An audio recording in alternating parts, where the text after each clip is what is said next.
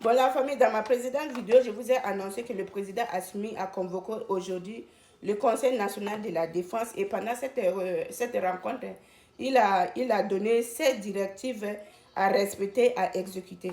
Mais moi, je vais vous donner quand même ce que j'ai saisi. Je vais donner un peu les détails. Pendant cette rencontre, le président a énuméré aussi que il faut reconstruire le service des renseignements maliens. C'est très important. Il ne faut pas oublier que ce qui s'est passé là, c'est sûr qu'on a failli quelque part. Bon, pour reconstruire là, c'est très important. Et il a parlé aussi de couvrir les territoires non contrôlés. Le Mali, c'est un pays vaste. C'est vraiment grand. Et ce n'est pas du tout de contrôler tout.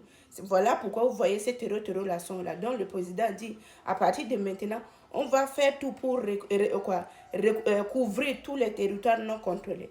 Et là où j'aime beaucoup, il a dit, on va intensifier les frappes.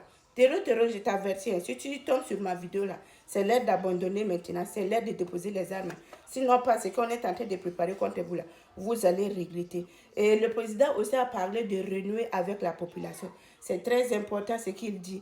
Renouer avec la population, c'est dire, il faut vraiment que la population et le gouvernement puissent communiquer mutuellement, quoi. On ne peut pas dire que ce qui s'est passé au Mali, il n'y a pas une population malienne qui n'était pas au courant. C'est sûr qu'il y a des gens qui étaient au courant de ce qui s'est passé, mais ils n'ont pas donné l'information ou ils ont refusé parce qu'ils ne veulent pas, quoi. Donc, réunir avec la population, c'est très important.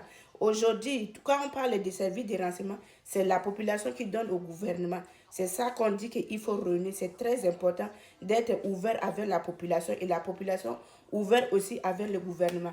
Et le président aussi a parlé, il y a quelque chose qu'il a parlé, il a dit, il a parlé de quelque chose que c'est très important. Il a dit il faut unifier les forces armées. Parce que selon ce qu'il a expliqué, il a dit l'attaque en question était une attaque planifiée et bien coordonnée. Et ils ont attaqué simultanément.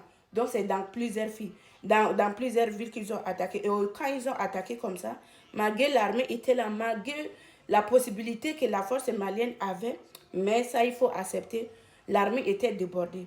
Et c'était compliqué pour nous de réagir dans un premier temps. Donc il a dit maintenant ce qu'on va faire, il faut unifier la force malienne.